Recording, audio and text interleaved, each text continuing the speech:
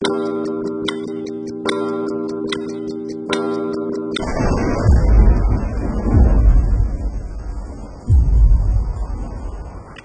کی قسم تمام انسان خسارے میں ہے، سوائے ان کے جو ایمان لائے، جنہوں نے نیک عمل کیے، جنہوں نے ایک دوسرے کو حق کی نصیحت کی، جنہوں نے ایک دوسرے کو صبر کی تلقین کی۔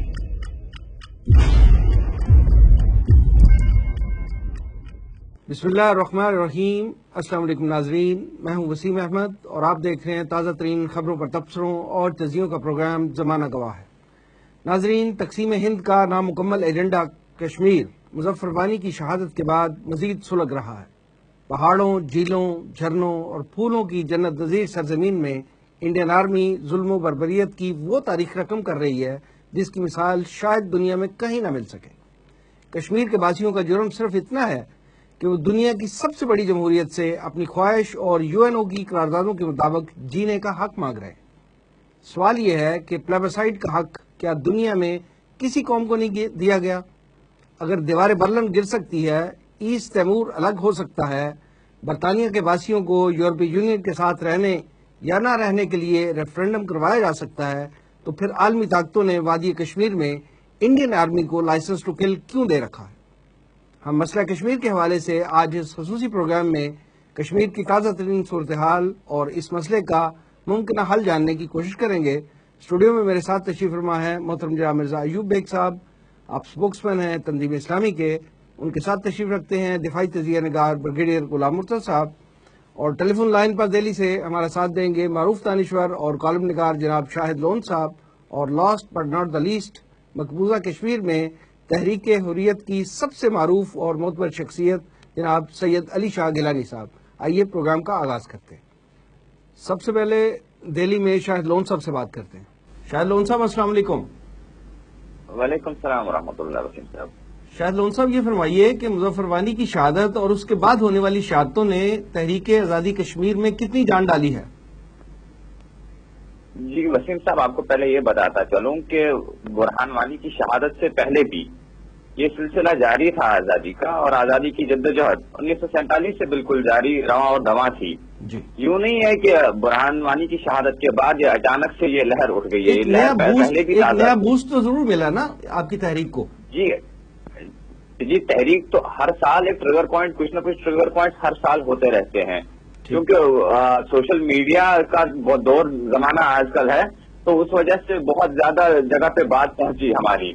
تو اس وجہ سے جو برہان وانی کی شہادت تھی اس نے ایک بہت اہم رول، بہت اہم کردار ادا کیا ہے، اور جہاں ہماری عسکری تنظیمیں کام کر رہی ہیں انہوں نے بھی بہت اہم کردار ادا کیا ہے اس جدوجہد آزادی میں ہماری۔ تب سے لے کر پچھلے سال سے لے کر اب تک اگر آپ دیکھیں یہ لہر تھمی ہی نہیں ہے۔ آئے دن آپ کو 2 شہادتیں 3 شہادتیں ملتی ہیں، ہر اخبار میں آپ پڑھتے ہیں۔ یہی وجہ ہے کہ جدوجہد آزادی 47 سے ہی جاری تھی۔ اگر آپ ہماری تاریخ بھی دیکھ لیں کشمیر کی، ہم لوگوں کا ہر وقت یہ رویہ رہا ہے کہ باہر سے کوئی اگر مہمان آئے تو ہم اس کی خوش آمدید کرتے ہیں، لیکن باہر سے اگر کوئی انویٹر آئے تو ہم لوگوں نے ہر وقت اس کے خلاف ریزسٹ کیا ہے۔ ٹھیک، شاہد لون صاحب یہ فرمائے کہ یہ جو حالیہ الیکشن ہوا ہے کشمیر میں، اور الیکشن کے دن 8 لوگوں کی شہادت ہوئی ہے، اس پر آپ کیا کہیں گے؟ جی آپ الیکشن کا ہی دیکھ لیجئے، ہندوستان بار بار یہ بین الاقوامی سطح پر کہہ رہا ہے کہ کشمیر کے لوگ ہمارے ساتھ ہیں، ان کا جو جمہوری عمل ہے جس کو وہ الیکشن کے تھرو ہر ایک انٹرنیشنل یہ تو انڈیا کا پروپیگنڈا ہے نا جی۔ جی میں آپ کو واضح کر دوں کہ انڈیا کا ہر وقت یہی کہتا رہتا ہے کہ کشمیر کے لوگ ہمارے ساتھ ہیں۔ اگر جمہوریت اور الیکشن ہی سب کچھ ہے تو آپ نے اس باری دیکھ لیا، اس باری کے الیکشن میں پہلے الیکشن کروایا تو 7% تھے، پھر اس سے ریپول کروایا تو 2% رہ گئے۔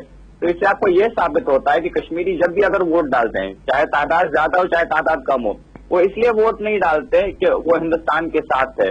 کچھ اپنے گھریلو مسائل ہوتے ہیں جو لوکل مسائل ہوتے ہیں، اس کے لیے وہ ووٹ ڈالتے ہیں۔ اس کا مطلب ہرگز یہ نہیں ہوتا ہے کہ وہ ہندوستان کے ساتھ ہوتے ہیں، مگر چونکہ ہندوستان کا میڈیا ایسے اس بات کو دکھاتا ہے ہندوستان کے لوگوں میں اور انٹرنیشنل پلیٹ فارم پہ کہ وہ یہ ثابت کروانا چاہتا ہے کہ کشمیری ان کے ساتھ ہے، مگر یہ ہرگز ایک نراہ جھوٹ ہے جو آج ثابت ہو گیا۔ آج کشمیر کے لوگوں نے اس کو ثابت کر کے دکھایا کہ ہم آپ لوگوں کے ساتھ نہیں ہیں، چاہے آپ ہم پہ گولیاں برساؤ چاہے آپ ہم پہ پتھر برساؤ۔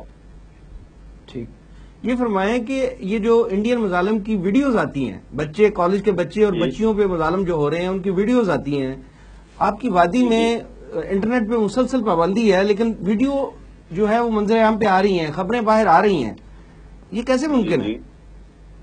جی آپ دیکھ لیجئے، ابھی آپ گزشتہ ہفتے کی ہی بات ہے کہ کشمیر میں پلوامہ ڈگری کالج میں ایک اسٹوڈنٹ پروٹیسٹ تھا، تو اس میں بھارتی افواج نے پرتشدد لڑکے لڑکیوں پہ جو پیلٹ فائرنگ کی ہے، جو ٹیئر گیس شیلنگ کی ہے، تو اس میں آپ دیکھ لیجیے 50 لڑکے اور لڑکیاں زخمی ہوئی ہیں. پھر اس کے باوجود جتنا بھی جو بھی اسٹوڈنٹس تھے انہوں نے کشمیر کی مختلف کالج اور یونیورسٹیز میں پروٹیسٹ مظاہرے کیے، پرامن مظاہرے کیے، اور اس کے بعد بھی وہ ہندوستان کی افواج نے ان پر تشدد کیا. پھر اس کے بعد دیکھ لیجئے انٹرنیٹ پہ بین لگا دی. آج ہی کی خبر ہے کہ انٹرنیٹ 1 مہینے کے لیے بند کر دیا جائے گا، سوشل میڈیا بند کر دیا جائے گا. اور پھر اس پہ یہ ستم والا ستم کہ ہندوستان کی جو افواج ہے وہاں پر کشمیریوں کو ایز ہیومن شیلڈز اپنی آرمی جیپ کے سامنے بٹھا کر ان کا پریڈ 22 کلومیٹر میں کرواتی ہیں، تاکہ اور جواب یہ دیتی ہے کہ ان پہ کوئی پتھر نہ مارے اور وہ اپنا کام کر سکے. یہ تو آج انٹرنیٹ کا زمانہ ہے تو آپ یہ ویڈیو دیکھ پاتے ہیں، لیکن اگر آپ پیچھے جائیں 1987 سے یہ تب سے ہو رہا ہے. اور ہمیں چونکہ خبر اس لیے نہیں تھی کیونکہ انٹرنیٹ کا زمانہ نہیں تھا، یا خبر ایک جگہ سے دوسری جگہ جا نہیں رہی تھی. اب یہ ویڈیوز کس لیے باہر دکھائی جاتی ہیں، کس لیے وائرل کی جاتی ہیں؟ جیسے کہ آپ نے ایک ویڈیو دیکھا ہوگا کہ ہندوستان کے آرمی والے ایک کشمیری بچے کو پیٹ رہے ہیں، تو وائرل اس لیے کیا جاتا ہے تاکہ ایک فیئر سائیکوسس کشمیریوں کے ذہن میں کریٹ کر دیا جائے. یعنی یہ ویڈیو جو ہے یہ انڈین آرمی وائرل کر رہی ہے؟ جی جو آپ نے ویڈیو دیکھی ہے جس میں کہ ایک انڈین آرمی والے کہ کشمیری بچے کو مار رہے ہیں، پیٹ رہے ہیں اور اس سے پاکستان کے خلاف نعرے بلوا رہے ہیں اور ان کو گالیاں دے رہے ہیں، وہ اسی وجہ سے ہے کہ ان کے اندر ایک وہ فیئر سائیکوسس کریٹ کر دیا جائے اور یہ باہر آ کے پھر سے سڑکوں پہ وہ پرامن مظاہرے نہ کرے. دراصل اس کا مقصد یہی ہوتا ہے کہ ہندوستان کشمیر کو گن کے بلبوتے پہ اس وقت رکھ رہا ہے اور آگے بھی رکھتا رہے گا. ان کی کوشش یہی ہے، لیکن کشمیری ہر وقت اپنی آواز اٹھا رہے ہیں، چاہے وہ ویڈیو وائرل ہو، چاہے ویڈیو وائرل نہ ہو، چاہے وہ انٹرنیٹ پہ بین لگا دیں یا نہ لگا دیں. اس جدوجہد آزادی میں کیونکہ ہندوستان غاصب رہا ہے اور ہم ہر وقت اس کو غاصب سمجھتے ہیں، ہم تو بس اتنا ہی چاہتے ہیں کہ آپ کیوں کشمیر کے مسئلے کو ابھی تک ٹانگ لڑکا کے رکھ رہے ہیں؟ اس کا آپ ایک حل دیں، جس کا حل ممکن ہے. آپ ٹیبل پہ آئیے، کشمیریوں کو کشمیر کا ہی اصل میں مسئلہ کشمیریوں کو ٹیبل پہ لائیے اور پاکستان کے ساتھ بالکل پرامن طریقے پہ بات کیجیے اور مسئلہ سلجھائیے. اگر آپ اس مسئلے کو نہیں سلجھاتے ہیں تو یہ آتش فشاں ہے جو پورے ساؤتھ ایشیا کو اپنی چپیٹ میں لے لے گا. شاہد لون صاحب یہ فرما دیجئے کہ جب میں اور آپ آج بات کر رہے ہیں تو آج کی تاریخ میں آسیہ اندرابی بہن کو گرفتار کر لیا گیا ہے، 2-3 شہادتیں آج کی تاریخ میں ہوئی ہیں، جو بڑے لیڈرز کی گرفتاریاں ہیں، اس پر آپ کیا کہیں گے؟ جی اس میں یہ بتا دوں میں آپ کو، کیا آسیہ اندرابی جو دفتران ملت کی ہماری چیئرپرسن ہے ان کو تو آج صبح گرفتار کر لیا گیا کشمیر سے، لیکن اگر آپ پیچھے بھی دیکھ لیں محترم قائد محترم سید علی شاہ گیلانی کو بھی پچھلے کئی سالوں سے نظر بند رکھا گیا ہے اپنے گھر پہ. انہیں کہیں آنے نہیں دیا جاتا ہے، کہیں جانے نہیں دیا جاتا ہے. ان کی طبیعت خراب ہے اور ہر باری ڈاکٹر کو ان کے گھر پہ بلانا پڑتا ہے. آپ میر عمر فاروق کو لے لیجیے، یاسین ملک کو لے لیجیے، سب کو نظر بند رکھا گیا ہے. وہ اسی لیے ہے کہ موومنٹ ان کی بند کر دی جاتی ہے تاکہ عوام تک نہ پہنچے، عوام سے یہ اپنے خیالات کا اظہار نہ کر سکے، ان تک بات نہ پہنچے. کیونکہ اسٹیٹ کی مشینری یہاں پہ بہت سخت ہے، اس لیے اسٹیٹ ہر وقت یہ چاہتی ہے کہ ان کی بات نہ پہنچے.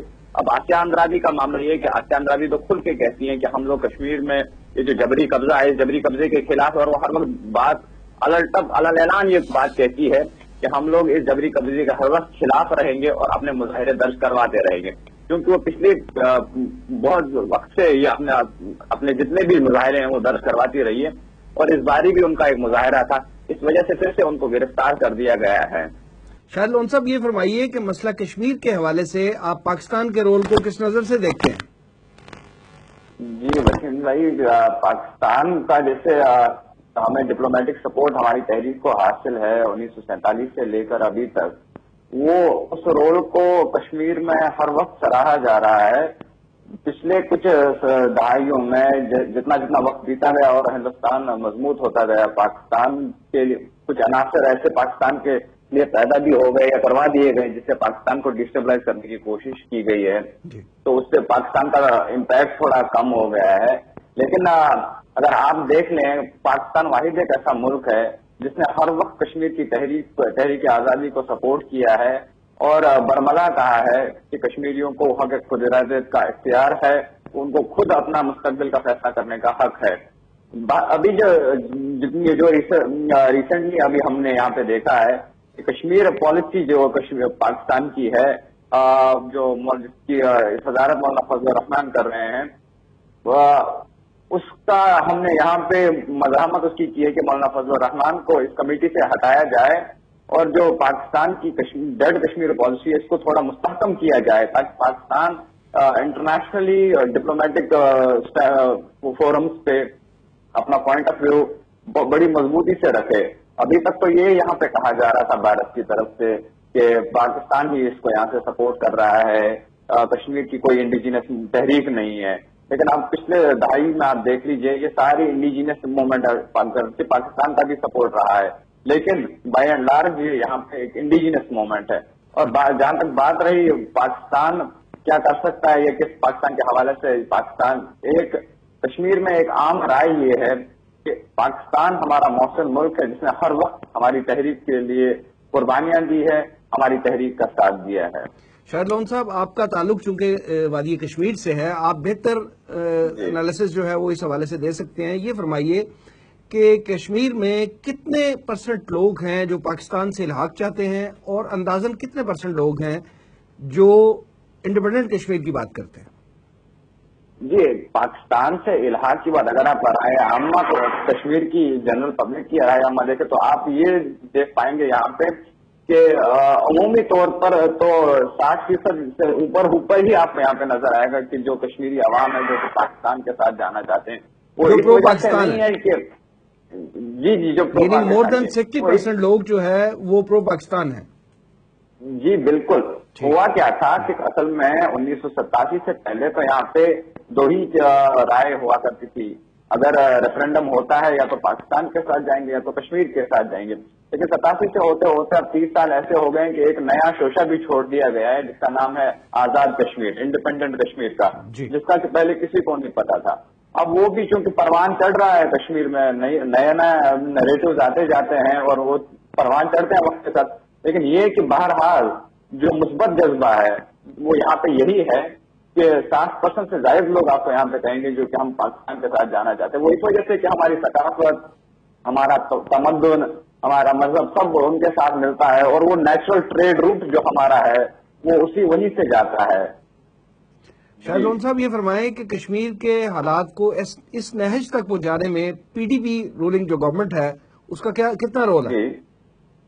جی، پی ڈی پی اصل میں جب بنی تھی تو کانگریس میں ہی، اصل میں یہ تو پہلے کانگریس سے کچھ لوگوں نے استعفا دے کر پی ڈی پی بنائی تھی. اصل میں یہ مسئلہ جو تھا دلی میں سیکورٹی کوریڈورز میں بنایا گیا تھا، چونکہ حریت کانفرنس کا جو موقف تھا کشمیر کے بارے میں، اس موقف کو ہائی جیک کرنے کی کوشش میں، اس آڑ میں پی ڈی پی کو بنایا گیا. جی، اگر آپ 2000 سے لے کے 2016 1999 میں آئی تھنک بنی تھی. جی بالکل 1999 میں بنی تھی.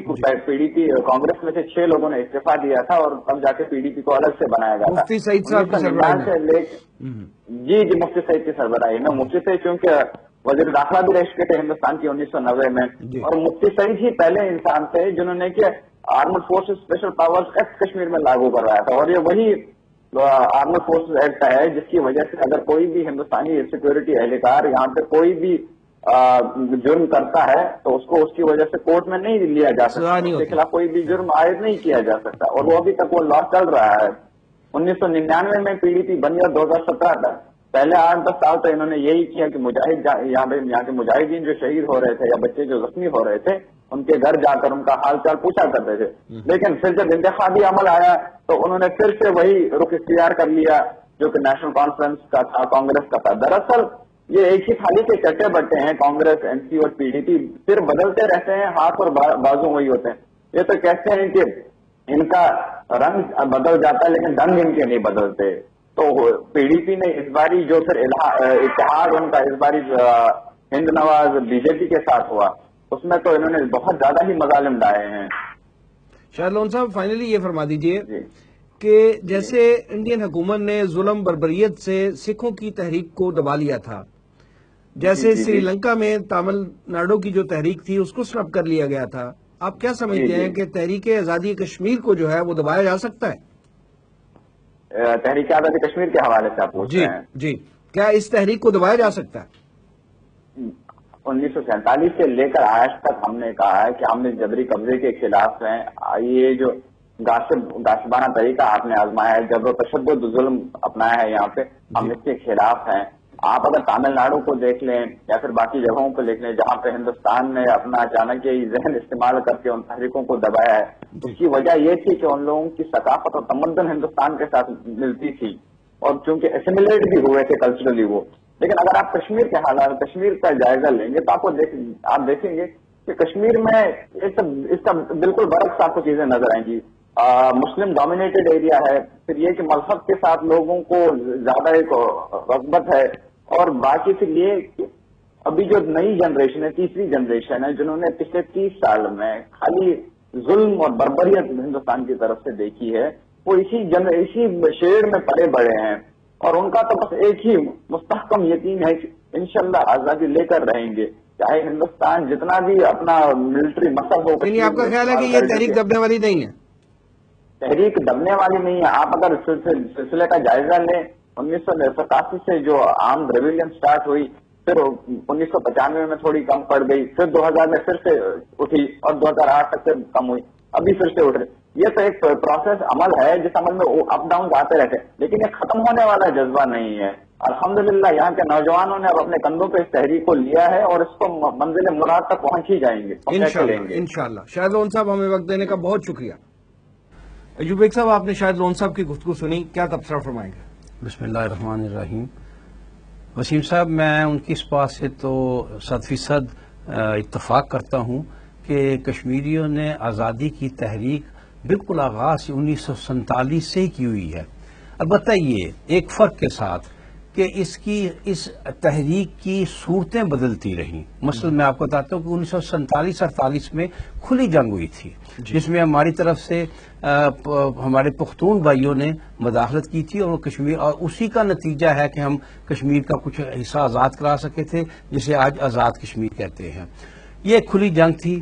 اس کے بعد 1948 کے بعد جب ایک زبردستی کا، ایک جبر کا، ایک معاہدہ ہری سنگھ کا اور ہندوستان کی حکومت کا ہو گیا، اور حکومت نے وہاں فوجیں اتار دی تھی، اس کے بعد جدوجہد کا انداز کچھ مختلف تھا. اس کے بعد جدوجہد کا انداز تھا کہ گوریلا جنگ کشمیری مجاہدین نے شروع کی تھی. وہ ہندوستانی فوج پر جیسے گوریلا جنگ کی جاتی ہے، جیسے گوریلا جنگ کے اصول ہے کہ دشمن پر چھپ کر وار کیا جاتا ہے، اور پھر وار کرنے کے بعد غائب ہو جاتے ہیں اور پھر موقع کی تلاش میں رہتے ہیں. یہ گوریلا جنگ کا ایک طریقہ ہے. یہ جنگ کئی سال جاری رہی. پھر یعنی میں ان کی بات کی تائید کرتے ہوئے اس کی بتا رہا ہوں کہ وہ کس نہج پہ رہی اور کس انداز میں ہو رہی. اس میں البتہ یہ ہے کہ اس میں انڈیا پاکستان پر بہت الزامات لگاتا رہا. وہ کہتا رہا کہ مجاہدین کو اسلحہ، ان کی پشتبانی پاکستان کرتا ہے، ان کو سرمایہ منتقل کرتا ہے، ان کو اسلحہ دیتا ہے. یہ سب کسی حد تک درست بھی ہو سکتا ہے.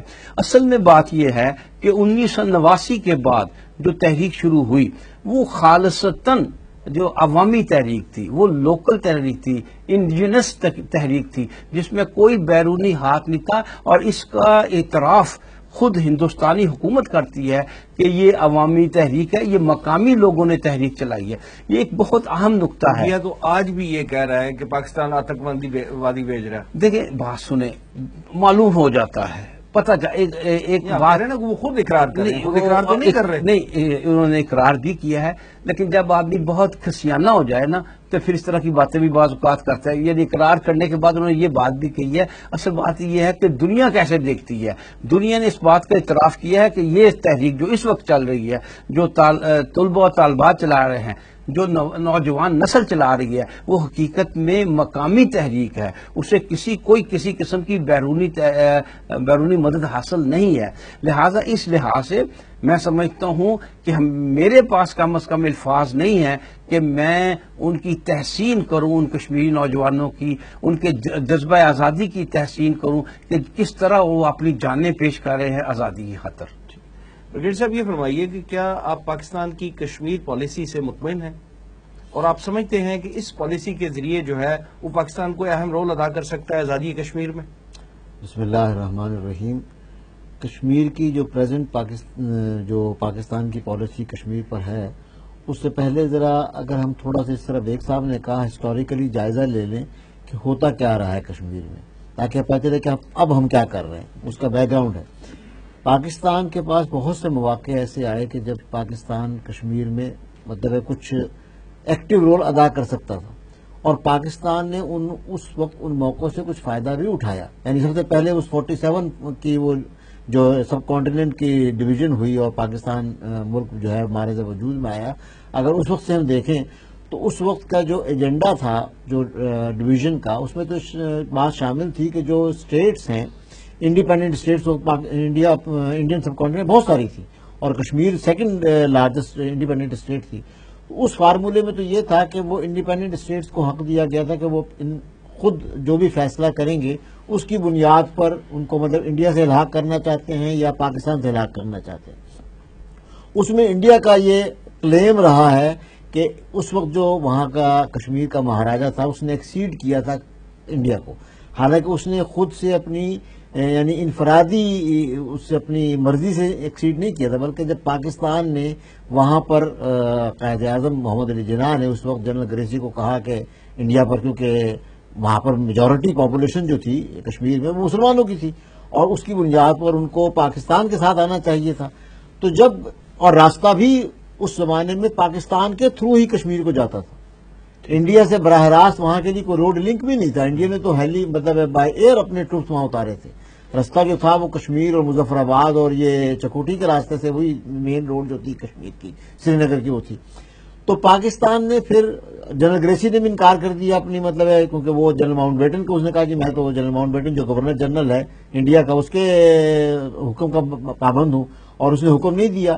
تو پھر یہ جس طرح بیگ صاحب نے کہا کہ قبائلی لشکر جو ہے وہ بھیجنے پڑے، اور پھر وہ حصہ جو ہے کوئی جو کشمیر کی اس وقت بھی انڈیجنس لوگوں نے آزادی کی مہم شروع کی تھی، یعنی پاکستان نے فوجیں بھیج کر قبضہ نہیں کیا تھا، بلکہ جو آزادی کی لہر کشمیر میں انڈیجنس تھی اس وقت بھی سب سے پہلے پونچھ کے ضلع میں لوگوں کی اپرائزنگ ہوئی تھی.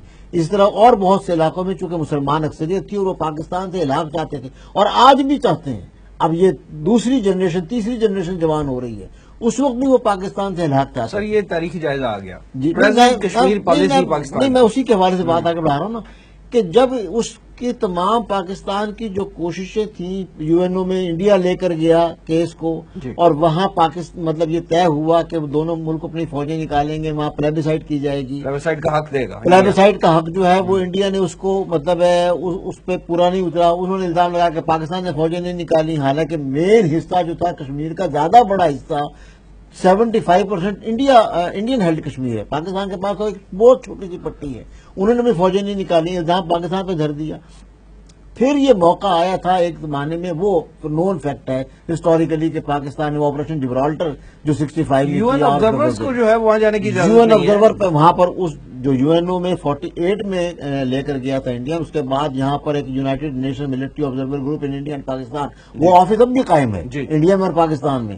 پاکستان کی طرف سے ان کو جانے کے فیسیلیٹیٹ کیا جاتا ہے، انڈیا ان کو فیسیلیٹیٹ نہیں کرتا، جانے نہیں دیتا تاکہ کوئی انڈیپینڈنٹ ہو. لیکن کہنے کا مطلب یہ ہے کہ پاکستان کی ایک پالیسی رہی. شملہ معاہدہ جو ہوا، شملہ معاہدے میں یہ طے ہوا کہ دونوں طرف کے جو بھی مسائل ہوں گے وہ گفت و شنید کے ذریعے حل کیے جائیں گے. اگر اب جیسے ہم حالیہ دور میں آ جائیں تو اب پاکستان اپنے مسائل میں اتنا الجھا ہوا ہے کہ کشمیر کمیٹی کا چیئرمین مولانا فضل الرحمان کو بنایا ہوا ہے، وہ جو بھی حکومت آتی ہے وہ ان کی وہ سیٹ جو ہے وہ پکی رہتی ہے. اور اب پاکستان شملہ معاہدے کے تحت یعنی ایک طرح سے پاکستان پر پابندی ہے کہ وہ جا کے یو این او میں تو لے کے نہیں جاتے، جو بھی ہمارے حکمران جاتے بھی ہیں اب یہ جو موجودہ حکمران نے جا کر وہاں کشمیر کا کوئی ذکر کیا، انٹرنیشنل فورم پر ذکر کرنا شروع کیا، کیونکہ انڈیا نے مذاکرات کے دروازے بند کر دیے ہیں 2008 میں جو ممبئی اٹیک ہوئے ہیں اس کے بعد سے اب انڈیا نے مطلب کوئی نیگوشیشن ٹیبل پہ آنا تو بند کر دیا اس کا بہانہ بنا کر کہ ممبئی اٹیک میں اور یہ پٹھان کوٹ ریسنٹ جو واقعہ ہوا تھا کہ وہ دہشت گردی کے واقعات کو بہانہ بنا کر اب ان پر اندر سے پریشر پڑ رہا ہے. ان کے اپنے جرنلسٹ کہہ رہے ہیں، فاروق عبداللہ صاحب کہہ رہے ہیں کہ پاکستان کے ساتھ نیگوشیشن ٹیبل پہ بیٹھنا پڑے گا. تو وہ لوگ وہاں مطالبہ کر رہے ہیں، لیکن پاکستان کی گورنمنٹ جو ہے یہاں پر مطلب ہے کوئی کشمیر مطلب جو پاکستان پریزنٹ گورنمنٹ ہے، آپ کو بیانات پڑھتے ہیں نہ کشمیر کمیٹی کے کوئی بیانات آتے ہیں اور نہ پاکستانی حکومت کی کسی کارندے کی طرف سے کسی وزیر کی طرف سے کوئی بیان ہی نہیں آتا. یعنی ہم نے بالکل مطلب اب وہ کیا کہتے ہیں کہ کولڈ شولڈر دیا ہوا ہے، جبکہ یہ موضوع اس وقت انٹرنیشنل فورمز پر اور اب تو ایمنسٹی انٹرنیشنل نے بھی نوٹس لے لیا ہے جو انڈین مظالم ہو رہے ہیں. لہذا اب وقت تھا کہ پاکستان اس مسئلے کو دوبارہ انٹرنیشنل فورم پہ مطلب پاکستان کے پاس اپارچونٹی ہے کہ جو شملہ معاہدے میں ایک طرح سے ان کے ہاتھ باندھے گئے تھے وہ ہاتھ اب کھل گئے ہیں، کیونکہ انڈیا نیگوشیشن ٹیبل پر آ نہیں رہا اور اب پاکستان کو اس مسئلے کو اجاگر کرنا چاہیے. دس از دی اپارچونٹی. اچھا بریگیڈ صاحب یہ فرمائیں، یو این او کی جو قراردادیں ہیں اگرچہ بہت پرانی ہیں لیکن ان قراردادوں سے پلابسائٹ کا حق دیتی ہیں وہ قراردادیں کشمیریوں کو. آپ کیا سمجھتے ہیں کہ ان قراردادوں پہ اگر عمل ہو تو اس وقت پاکستان اور کشمیری جو ہیں ان کو کوئی توقعات پوری ہو سکتی دیکھیں ہیں؟ نا کسی بھی چیز کے فریق ہوتے ہیں نا. جی. اب کشمیر جو ہے اس کے دو مین فریق ہیں، انڈیا اور پاکستان. جی. جب تک دونوں فریق کسی بھی ایشو پر اور کسی کشمیری بھی تو میجر سٹیک ہولڈر ہے نا. جی میں بتا رہا ہوں، لیکن وہ کشمیری اسٹیک ہولڈرز جو ہیں وہ دو اسٹیٹس پر مطلب ڈیپینڈنٹ ہو گئے نا ایک طرح سے. اب اس ڈیپینڈنٹ ہونے کا مطلب یہ ہے کہ دونوں یہ جو مین اسٹیٹس ہیں کشمیری عوام نے تو پلابسائٹ میں رائے دینی ہے نا. لیکن یہ دونوں ملک جو ہیں راضی ہوں. کشمیر کا تو یو این او میں سیٹ نہیں ہے، سیٹ تو انڈیا کی ہے یا پاکستان کی ہے. اور یہ یو این او کا جو ایک مطلب ہے جو بھی ان کا ایجنڈا چل رہا ہے ان ریزالوڈ جو اس میں ایشوز ہیں ان میں کشمیر مین ایشو ہے جو 1947 سے چل رہا ہے. اب جب تک دونوں جو نیشنز ہیں وہ کسی فیصلے پر کسی آئیڈیا پر متفق نہ ہو تو پلابسائٹ ہونے کا تو مطلب سوال ہی پیدا نہیں ہوتا نا. وہ تو یو این او قرارداد آپ بھول جائیں، اس کے بعد تو اور بہت سے قراردادیں آ چکی ہیں جن پر پاکستان تو ہمیشہ اسی کو ریفر کرتا ہے نا. پاکستان اس کو ریفر کرتا ہے، لیکن پاکستان کے بھی اس کے اب جو ریسنٹلی اس کے بعد 1971 کے بعد جتنی بھی ہوئی ہیں پاکستان لے جا کر وہاں اپنا کیس جو ہے پریزنٹ نہیں کر سکا، اس لیے کہ شملہ معاہدے بھٹو صاحب جو ہے مان آئے تھے کہ ہم اپنے مسائل جو ہیں آپس میں بات چیت سے حل کریں گے. آپس میں بات چیت سے مسئلہ حل ہو ہی نہیں رہا ہے. اب تو آپ کے سامنے ہے کہ ٹرمپ نے بھی بیان دیا تھا کہ میں ہیلپ کرنے کو تیار ہوں، لیکن جو بھی باہر سے کوئی ایسی آواز آتی ہے انڈیا اس کو فوراً ریجیکٹ کر دیتا ہے. حالانکہ انڈیا اور امریکہ آج کل ایک پیج پر ہیں، لیکن جب ٹرمپ نے صاحب نے کہا کہ میں اس میں ہیلپ کر سکتا ہوں تو انڈیا نے فوراً اس کو ریجیکٹ کر دیا. لہٰذا جو بھی کوئی باہر سے کوئی اس معاملے میں آواز اٹھتی ہے کہ ہم اس مسئلے کو حل کرنے میں کوئی مدد کریں تو انڈیا اس کو فوراً ریجیکٹ کر دیتا، کیونکہ انڈیا فوراً حوالہ دے دیتا اس کو شملہ ایگریمنٹ کا کہ ہم باہمی گفتگو سے حل کرنے کے پابند ہیں. دیکھ صاحب، جس طرح انڈیا کی حکومت جو ہے آر ایس ایس اور بی جے پی کی جو حکومت ہے اس مسئلے کو لے کے چل رہی ہے، انڈین حکومت نے ظلم، تشدد، جبر اور سارے معاملات سے جو ہے سکھوں کی تحریک کو دبا لیا تھا. اسی طرح سری لنکا نے بھی تامل باغیوں کی جو تحریک تھی اس کو سنپ کر لیا تھا. آپ کیا سمجھتے ہیں کہ تحریک آزادی کشمیر جو ہے انڈیا اپنے مظالم اور بربریت سے اس کو روک پائے گا؟ دیکھیں جی، فوری طور پر تو کوئی ایسے اثرات نظر نہیں آتے کہ انڈیا اسے اپنے قبضے سے نکلنے دے گا. لیکن یہ ہے کہ اگر طویل المدت کے حوالے سے آپ بات کرتے ہیں، فیوچر میں جاتے ہیں، تو جو صورتحال پیدا ہو چکی ہے انڈیا اس کو صدیوں تک اپنے پاس نہیں رکھ سکتا. اگر انڈیا نے یہ کوشش جاری رکھی، ویسے آپ کی اطلاع کے لیے عرض کروں کہ انڈیا کا موقف، بنیادی موقف یہ ہے جو وہاں کا یا سمجھیے بنیاد پرست ہے کہ اگر ہمیں ایک کشمیری مار دیا جائے تو ہم مار دیں گے، انڈیا کشمیر کو چھوڑیں گے نہیں. یہ ہے ان کا موقف. لیکن یہ ہوتی ہے کہنے کی بات، اس کا نتیجہ کیا نکلے گا؟ اس کا نتیجہ آج تک تو وہ یہی کر رہے ہیں نا. اس کا نتیجہ یہ نکل سکتا ہے، ابھی تک تو یہی کر رہے ہیں، لیکن اس کا یہ نتیجہ نکل سکتا ہے کہ انڈیا میں کوئی اور ٹوٹ پھوٹ ہو سکتی ہے. علیحدگی کی تحریکیں تو کئی چل رہی ہیں نا. میرا ذاتی خیال یہ ہے کہ اس کو تامل ناڈو سے سری لنکا کی جو بھی وہ موومنٹ تھی اس سے مقابلہ صحیح نہیں ہے. اس کو پھر آپ اگر مقابلہ کرنا تو آپ فلسطین کی انتفاضہ سے مقابلہ کریں. فلسطین میں بھی 1949 کے ساتھ سر وہاں بھی تو حل طلب ہی ہے نا، جی مسئلہ حل طلب ہے حل نہیں مسئلہ، ہوا۔ لیکن وہاں پر بھی اسرائیل کی پوری کوشش ہے کہ وہاں پر ان کو ختم کر دیں، جس طرح انہوں نے کہا، لیکن وہاں پر بھی یہی فارمولا ادھر بھی آزمایا جا رہا ہے، ادھر بھی آزمایا جا رہا ہے، لیکن نہ وہاں اسرائیل اپنی پوری مائٹ کے ساتھ، بلکہ اتنے مظالم شاید انڈیا نہ کرا جتنے اسرائیل کر رہا ہے، اور غزہ کی پٹی میں جو کچھ اس نے کیا ہے وہاں پر بھی لاکھوں کی تعداد میں انہوں نے شہید کر دی ہیں، لیکن وہاں پر بھی اسرائیل کو اس طرح کامیابی نہیں ہو سکی، اور وہاں کی پارلیمنٹ میں بھی ابھی ان کی مطلب کوئی الیکٹ ہو گئی ہے ایک مسلمان جو ہے، اور اسی طرح کشمیر میں بھی وہ پالیسی جو ہے جو سری لنکا میں یا تامل ناڈو میں، اس کا کمپیریزن نہیں ہے، وہ جو پالیسی ہے وہ کامیاب نہیں ہو ٹھیک ہے، لیکن وکیل صاحب یہ بات یہ ہے کہ کشمیر میں تحریک میں شدت اس وقت زیادہ ہے فلسطین کی جی، نسبت۔ اب زیادہ ہے۔ صحیح بات۔ اس وقت وہاں اچھا شدت لیکن سر یہ زیادہ ہے۔ فرمائیں کہ آپ نے جیسے ابھی تحریک جائزہ لیتے ہوئے فرمایا کہ 1947 سے آنورڈ جو ہے تحریک چل رہی ہے، کبھی آہستہ کبھی تیز، اور ابھی جو حالات ہے جو مومنٹم ہے اس وقت، کبھی گوریلا جنگ کی ہاں کبھی گوریلا جنگ ہے، کبھی کھلا کھلا جنگ ہے، یعنی وہ اس انداز میں چلا رہے ہیں، سیاسی انداز میں چلا رہے ہیں۔ آپ کیا سمجھتے ہیں کہ ایسی تحریکوں کی عمر کتنی ہوتی ہے، کتنی دیر تک جو ہے وہ تحریکیں چل سکتی ہیں؟ جو خالصتاً عوامی تحریک ہوتے ہیں، مقامی بنیادوں پر چل رہتے ہیں، ان کا کوئی فریم ورک ٹائم فریم نہیں ہوتا کہ آپ کو ان کے بارے میں کچھ کہا ہے کہ یہ اتنی دیر چلے گی۔ سر جب نسل در نسل جی، لوگ جی۔ یہ دیکھیں کہ ہمارے جو مطالبہ ہے وہ پورا نہیں ہو رہا، ہم تو پر پھر ظلم، یہ تیسری نسل ہے جو کشمیر میں اب جو اپرائزنگ ہوئی ہے، جی۔ تھرڈ جنریشن ہے، اور یہی حال فلسطین میں بھی ہے، وہ نئی جنریشن جو آ رہی ہے وہ زیادہ قربانیوں کا پہلے سلسلہ یہ کب تک یہ جاری رہ سکتا؟ معلوم ہوتا ہے کہ ابھی ان کی آزمائش کا وقت ہے، لیکن اگر یہ عوامی سطح پر یوں ہی چلتی رہی اور کوئی اسلحے کا استعمال نہ ہوا تو انشاءاللہ ایک وقت آئے گا کہ یہ تحریک انشاءاللہ کامیاب ہوگی اور ہندوستان کو شکست اصل میں کا اس میں سامنا وہی ہوگا۔ بات آتی ہے کہ اس وقت جو ورلڈ ایک اسٹیبلشمنٹ ہے وہ ان دونوں مسئلوں کو سمر کرنے دے رہی ہے، فلسطین کا مسئلہ ہو یا کشمیر کا مسئلہ ہو، اگر وہ حل کرنا چاہیں تو وہ ایسٹ ٹیمور کا مسئلہ ہو یا جنوبی سوڈان کا مسئلہ ہو، چند دنوں میں حل کر لیتے ہیں۔ ایمنسٹی انٹرنیشنل نے اب کچھ نوٹس لینا شروع کیا ہے، یہ کب سے یہاں پر انڈین جو ہے مظالم ہو رہے ہیں، اور ورلڈ پریس جو ہے، ورلڈ میڈیا جو ہے وہ اس کو مطلب امپورٹنس ہی نہیں دیتا، حالانکہ کہنے کو ورلڈ میڈیا جو ہے بڑا انڈیپینڈنٹ ہے، آپ اس کو مطلب اپنے یہاں پر کچھ دکھا رہے ہیں یا سوشل میڈیا پہ آج کل عام ہونے کی وجہ سے یہ زیادہ اجاگر ہو رہے ہیں، ورنہ کشمیر کے تو یہ جو انڈین حکومت کے مظالم ہیں وہ کہاں دکھائے جاتے ہیں ورلڈ میڈیا پہ۔ ایوب بیگ صاحب فائنلی یہ فرما دیجئے کہ آپ کی نظر میں اس مسئلے کا مستقل اور پائیدار حل کیا ہے؟ دیکھیں ویسے تو دیکھا جائے تو اس کا مستقل اور پائیدار حل یہی ہے کہ جو 1948 میں قرارداد کو سلامتی کونسل نے منظور کی تھی اس پر عمل درآمد ہو جائے، لیکن میں ایک بات بتاؤں آپ کو کہ اگر ایک کام ہو جائے تو یہ کشمیر کی جو تحریک ہے عوامی یہ اتنی شدت اختیار کر جائے گی کہ میں سمجھتا ہوں کہ انڈیا کے لیے ممکن نہیں رہے گا کہ اس کو سنبھالنا، اور یہ کام چند سالوں میں ہو سکتا ہے۔ وہ کیا وہ اقدامات؟ میں یہ سمجھتا ہوں کہ اگر پاکستان، دیکھیے وہاں ایک نعرہ لگتا ہے، ذرا غور فرمائیے اس پر، وہاں ایک نعرہ لگتا ہے پاکستان سے رشتہ کیا لا الہ الا اللہ، اور بڑے زور سے یہ نعرہ لگاتے ہیں، لیکن کیا نعرہ لگانے والے یہ نہیں جانتے کہ لا الہ الا اللہ پاکستان میں تو ہے ہی نہیں، عملی طور پر نافذ نہیں ہے؟ میری بات آپ سمجھے ہیں؟ جی، لہٰذا اسلام سے الحاق کی بات جی، کرتے ہیں نا؟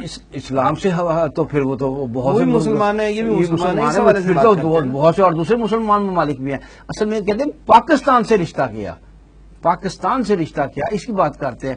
تو اس کا بہترین حل تو یہ ہے کہ اگر پاکستان میں اسلام بحیثیت نظام آ جائے، پاکستان ایک اسلامی فلاحی ریاست بن جائے، پاکستان کا آئین ایک ایسا آئین بن جائے جس میں قرآن اور سنت کو حقیقی معنوں میں، ظاہری طور پر نہیں، حقیقی معنوں میں اس کو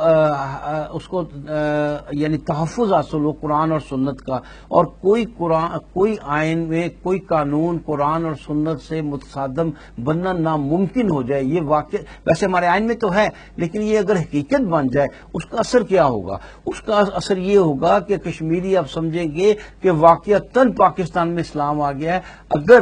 اگر ہم بھی ایک اسلامی ریاست کا حصہ بننا چاہتے ہیں تو وہ لوگ جو ابھی پاکستان کے بارے میں ایسی رائے رکھتے ہیں کہ پاکستان کا تو اپنا استحکام جو ہے وہ محل نظر ہے. پاکستان میں تو بہت سی ایسے معاملے، پاکستان کی تو اپنی کمر جو ہے وہ مختلف قسم کے قرضوں سے ٹوٹ رہی ہے. یہ سب لوگ اس بات پر متفق ہو جائیں گے اور وہ کشمیر میں ایسی تحریک چلے گی کہ میں سمجھتا ہوں کہ یعنی اب وہ پاکستان سے نہیں ملنا چاہتے، اب وہ اسلامی فلاحی ریاست سے ملنا چاہتے ہیں. اس تحریک کا اس زور اتنا پیدا ہو جائے گا کہ انڈیا کے لیے ممکن نہیں رہے گا کہ اس کو روک سکے. سر بالفعل یہ ہوا کہ افغانستان میں اسلامی حکومت قائم ہوئی، کیا ہوا اس سے؟ لیکن اس سے کشمیر سے کوئی تعلق پیدا، انہوں نے افغانستان تباہ کر دیا. دیکھیں بات سنیں، وہ تو امریکہ کا مسئلہ تھا، یہ امریکہ کا مسئلہ تھوڑی تھا. وہ تو وہاں امریکہ بیٹھا، اسلام نافذ ہونے سے امریکہ کو سب سے زیادہ خطرہ ہوگا. یہ دیکھیے نا، لیکن یہ کہ افغانستان میں تو امریکہ اپنے بہت سے اور مقاصد کے لیے بھی آنا چاہتا تھا. وہ مقصد یا مثال کے طور پر وسطی ایشیا کے تیل کے جو ذخیرے تھے وہ افغانستان میں آ کر ان کا قبضہ کرنا چاہتا تھا. پاکستان میں جتنی معدنیات اور جتنے ذخائر ہیں وہ یہاں بھی تو آنا چاہتا ہے، بلکہ پاکستان کے تو ٹکڑے ٹکڑے کرنا چاہتا ہے. خدا نہ خاصہ پاکستان ایک ایٹمی چاہیے، اس کے خلاف اس طرح کا ایک قدم اٹھانا کوئی اتنا آسان نہیں ہے. لہذا ہمارے پاس صرف ایک حل ہے کہ پاکستان واقعتاً اگر اسلامی فلاحی ریاست بن جائے تو اتنی شدت سے یہ تحریک بڑھے گی، اتنی لوگ، اور پھر دیکھیں کہ پاکستان میں بھی اٹھے گی پھر اور اس کا نتیجہ یہ نکلے گا کہ ہندوستانی فوجیں اس تحریک کو سنبھال نہیں سکیں گی. اس لحاظ سے آپ صحیح کہہ رہے ہیں کہ پاکستان کی اسلامی مملکت بننے کی طرف پیش رفت جو ہے اس میں یہی رکاوٹیں کھڑی کی جا رہی ہیں. افغانستان میں تو ان کے لیے آسان ہو گیا نا کہ انہوں نے فوری طور پر ایکشن لے لیا اور وہاں پر ظاہر ہے کہ ابھی ان میں اتنی فورس نہیں تھی. پاکستان کا باہر ایک اسٹیٹس ہے کہ جیو پولیٹیکل جو سچویشن ہے، اور یہاں پر اگر اسلام نافذ ہوگا تو پھر اس کا ایفیکٹ جو ہے وہ ڈیفرنٹ ہوگا. برگیڈ صاحب، مقبوضہ کشمیر کی تحریک حریت کی سب سے معتبر شخصیت جو ہے سید علی شاہ گیلانی ہے، وہ ہمارے ساتھ ٹیلی فون لائن پہ ہیں. آئیے ان سے بھی بات کرتے ہیں. گیلانی صاحب، تحریک آزادی کشمیر کا تاریخی جائزہ آپ سے چاہیں گے. خصوصاً مظفر وانی کی شہادت کے بعد مقبوضہ وادی کشمیر میں تازہ ترین حالات کیا ہیں؟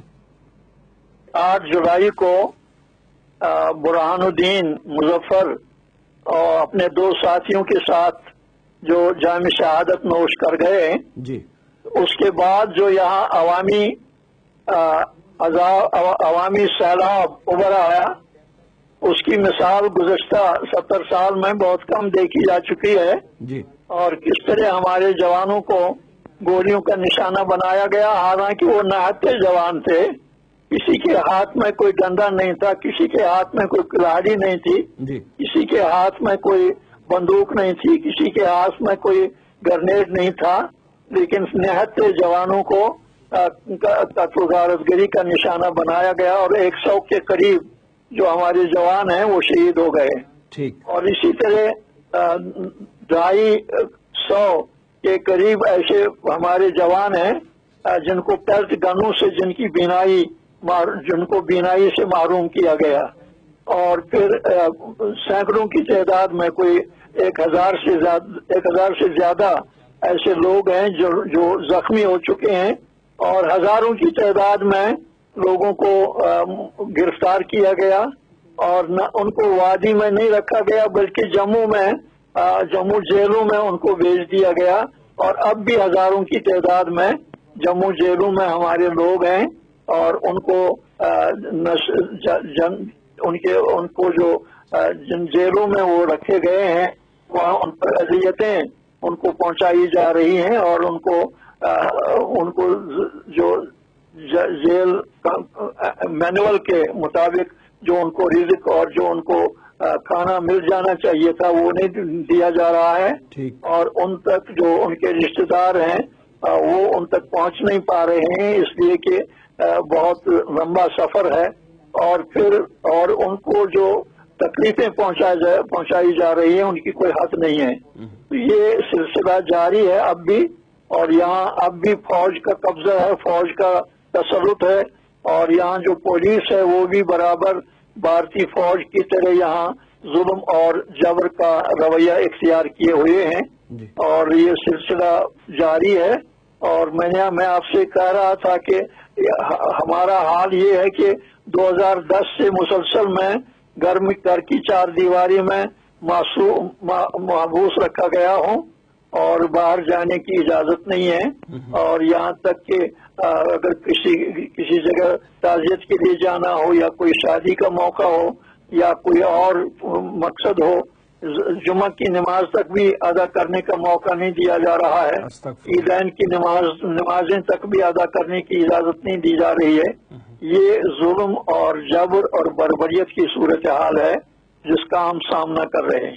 جموں کشمیر کے عوام کو موقع دیا جانا چاہیے کہ وہ اپنے مستقبل کا فیصلہ کر سکیں قراردادوں کے مطابق، لیکن ایسا نہیں ہو رہا ہے۔ اقوام متحدہ کوئی دباؤ نہیں ڈال رہے ہیں، بلکہ زیادہ سے زیادہ وہ یہ کہہ رہے ہیں کہ بھائی ہندوستان اور پاکستان آپس میں بات چیت کریں اور بات چیت کے ذریعے مسئلہ کشمیر حل کریں۔ میں آپ کو بتاؤں گا کہ آج تک 150 بار سے زیادہ ڈائلاگ ہوئے ہیں پاکستان اور ہندوستان کے درمیان، لیکن مسئلہ کشمیر کے حل کی طرف کوئی بھی پیش رفت نہیں ہوئی ہے، اس لیے کہ ہندوستان جب بھی بات چیت میں شریک ہو جاتا ہے تو وہ کہتا ہے کہ Jammu Kashmir is integral part of India, اور ہم اس کے بارے میں کوئی بات کرنے کے لیے تیار نہیں ہیں۔ تو ہندوستان اقوام متحدہ کا جو عالمی سطح کا ادارہ ہے، ان پر یہ ذمہ داری عائد ہوتی ہے کہ وہ بھارت پر دباؤ ڈالیں کہ وہ اقوام متحدہ کی قراردادوں کے مطابق جموں کشمیر کے مظلوم، محکوم اور غلام عوام کو اپنے مستقبل کے فیصلے کرنے کا موقع فراہم کرے۔ گیلانی صاحب یہ فرمائیے، امریکہ بھی اور دوسرے بھی جو ممالک ہیں وہ بھی صرف بات چیت کے لیے زور دے رہے ہیں، بات چیت کے لیے بار بار کہہ رہے ہیں کہ بات چیت سے مسئلہ حل ہوگا، لیکن آج تک 70 سال گزر چکے، بات چیت سے کوئی بھی مسئلہ حل نہیں ہوا جموں کشمیر کا کسی بھی حیثیت سے۔ اس لیے جب تک جموں کشمیر کا مسئلہ حل کرنے کے لیے بھارت پر عالمی سطح پر دباؤ نہ ڈالا جائے، اور خاص طور اقوام متحدہ اپنی جو اس کی منصبی ذمہ داریاں ہیں ان کے مطابق جب تک وہ دباؤ نہ ڈالے، اس وقت تک مسئلہ کشمیر حل ہونے کا کوئی امکان نظر نہیں آ رہا ہے۔ نئے امریکی صدر ڈونلڈ ٹرمپ نے حال ہی میں مسئلہ کشمیر کے حل میں آمادگی کا اظہار جو ہے انہوں نے کیا ہے، میڈیشن کا رول ادا کرنے کی ایک طرح سے آمادگی انہوں نے ظاہر کی ہے۔ یہ فرمائیں کہ کیا کشمیری جو ہے امریکہ کی ثالثی قبول کر لیں گے؟ نہیں، ثالثی کے بجائے امریکہ کو اقوام متحدہ کی قراردادوں کی عمل آوری کے لیے اپنا کردار ادا کرنا چاہیے۔ ٹھیک، آپ کا خیال ہے کہ یو این او کی قراردادیں جو ہیں وہ اب بھی مؤثر ہیں، اور آپ توقع رکھتے ہیں کہ اگر ان پہ عمل کیا جائے تو آپ کو آپ کا حق مل جائے گا؟ اقوام متحدہ کی قراردادیں اب بھی ریلیونٹ ہیں، اب بھی وہ عملانے کے لیے قابل عمل ہے جی، اور ان کو ریلیونٹ قرار نہیں دیا جا سکتا ہے جی، کیونکہ اگر اقوام متحدہ کی قراردادوں کو معطل کیا جائے یا ان کی اہمیت کو ختم کیا جائے یا ان کی عمل آوری پر کوئی زور نہ دیا جائے تو اس کے نتیجے میں سارے جتنے بھی اس قسم کے معاہدے ہوئے ہیں وہ سب مسترد ہو جاتے ہیں، وہ سب معطل قرار دیے جا سکتے ہیں۔ ٹھیک، گیلانی صاحب یہ فرمائیے کہ پی ڈی پی کا جو رول ہے اس وقت حالات جو ہیں مقبوضہ کشمیر کے اس نہج تک پہنچانے میں موجودہ حکومت کا رول جو ہے وہ کتنا ہے؟ آپ میری بات ٹھیک طرح سمجھنے کی کوشش کریں جی، جموں کشمیر میں آج جب سے پی ڈی پی اور بی جے پی کا الحاق ہوا ہے جی، اس وقت سے لے کر آج تک اور آئندہ بھی اگر جب تک ان کے ہاتھ میں اقتدار رہے گا، یہاں صرف اور صرف آر ایس ایس کا رول چل رہا ہے۔ آر ایس ایس کی پالیسی کے مطابق یہاں اقدامات ہو رہے ہیں حکومت کی سطح پر جی، اور یہاں کسی بھی امن کی یا خیر کی یا قانون کی بالادستی کی کوئی گنجائش نہیں ہے، बल्कि जबर है, तशद्दुद है, बर्बरियत है, सफाकियत है, फिस्तायत है, और बकौल इकबाल अस्कंदर और चंगेज के हाथों से जहां में 100 बार हुई हजरत इंसान की कवाचाक, तारीख उमम का ये पयाम अजली है, साहिब नजरा नशे कुव्वत है खतरनाक। हम लोग नशे कुव्वत के शिकार बनाए जा रहे हैं। ठीक। गिलानी साहब ये फरमाइए कि आप कश्मीर की तहरीक जो है 19 सदी से जायद अरसे से चल रही है, आप सियासी, सफारती और एहतजाजी सियासत में मुलव्वस हैं और पूरी कोशिश कर रहे हैं कि कश्मीरियों को उनका हक जो है वो अदा दिलवा सकें। ये फरमाएं कि ये जो तहरीक है ये किस वक्त तक चलती रहेगी, कब तक आप इसकी कोई डेडलाइन है या नहीं? हमारा अज़्म रासिक है इंशाअल्लाह, हम इस जुद्दोजहद को जारी रखेंगे इंशाअल्लाह, और हमारा जो सबसे बड़ा सहारा है वो अल्लाह रब कायनात की ज़ात अक़दस है जी। नजर अल्लाह पे रखता है मुसलमान गयूर जी। मौत क्या शय है फकत आलमी माना का सफर, इन शहीदों की दियत अहले कलीसिया से न मांग, कद्र कीमत में है खून जिनका हरम से बढ़कर, आह ए मर्द मुसलमान तुझे क्या याद नहीं, हर फिदा तद उम अल्लाह इलाहन आखर।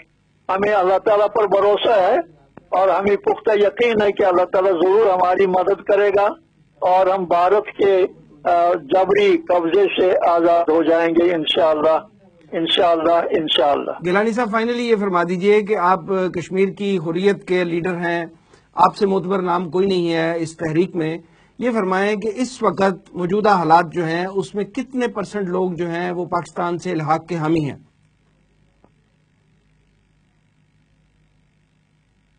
अक़वाम मुत्तहिदा की करारदादों का जो मुतालबा किया जा रहा है जी, और इसमें जो 95% लोग इस मुतालबे की तायीद करते हैं अल्हम्दुलिल्लाह, तो आप खुद अंदाजा लगाएं कि अक़वाम मुत्तहिदा की करारदादों के नतीजे में 2 ही ऑप्शन हैं, भारत या पाकिस्तान।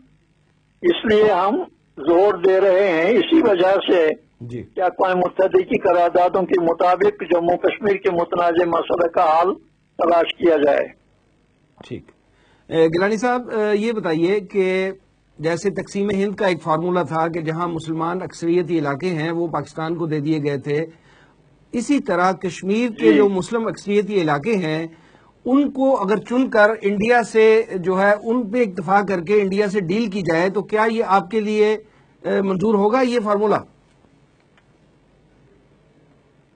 जहां तक जम्मू कश्मीर की तकसीम का ताल्लुक है, हम इसको पसंद नहीं करते हैं। जम्मू कश्मीर की जो जुग्राफियाई हैयत है, जुग्राफियाई तस्वीर है और जुग्राफियाई हैसियत है, उसको हम बरकरार रखना चाहते हैं। चाहे जम्मू के मुसलमान हों या हिंदू हों या सिख हों, हम सबको साथ लेकर रहना चाहते हैं, साथ लेकर अपना मुस्तकबिल बनाना चाहते हैं जी। और साथ लेकर अपना मुस्तकबिल तामीर करने की कोशिश कर रहे हैं। ठीक। गिलानी साहब, तंजीम इस्लामी पाकिस्तान के बानी जो हैं डॉक्टर इसरार अहमद साहब, आप उनकी शख्सियत से बखूबी जो है आगाह होंगे, उनकी खिदमात, दीनी खिदमात के हवाले से आप क्या कुछ कहना चाहेंगे? उनकी खिदमात बेमिसाल हैं और हम उनकी खिदमात का बहुत ज्यादा उनसे मुतासिर हैं और हम अल्लाह रब्बुल कायनात से दुआ करते हैं कि अल्लाह ताला उनकी मग़फ़िरत फरमाए और उनको जन्नतुल फिरदौस में जगह अता करे। और उनका जो लिखा हुआ लिटरेचर है, उनकी जो किताबें हैं और उनके जो तकारीर हैं, वो हमारे लिए समझ लीजिए कि आब हयात की हैसियत रखती हैं, किताबें भी और उनके पैगामात भी जी। और हमें उनकी बहुत उनकी कदर है, उनकी मंजिलत है और उनका एहतराम है और हम अल्लाह ताला से दुआ गो है कि उनकी जो खिदमात हैं, उनके सदक़े जम्मू कश्मीर के मजलूम आवाम को भारत के पंजई इस्तिबदाद से निजात हासिल करने की अल्लाह ताला मदद करे। आमीन। गिलानी साहब, बहुत शुक्रिया हमें वक्त देने का, बड़ी नवाजिश आपकी। ब्रिगेडियर गुलाम मुर्तज़ा साहब और मोहतरम मिर्जा अयूब बेग साहब, प्रोग्राम में तशरीफ आने का बहुत शुक्रिया। नाज़रीन, ये था आज का प्रोग्राम। आज के लिए इतना ही। इस प्रोग्राम का फीडबैक जरूर दीजिएगा। हमारा एड्रेस है media@tanzeem.org। प्रोग्राम ज़माना गवाह के अगले एपिसोड तक के लिए वसीम अहमद को इजाज़त दीजिए। अल्लाह ने के बाद।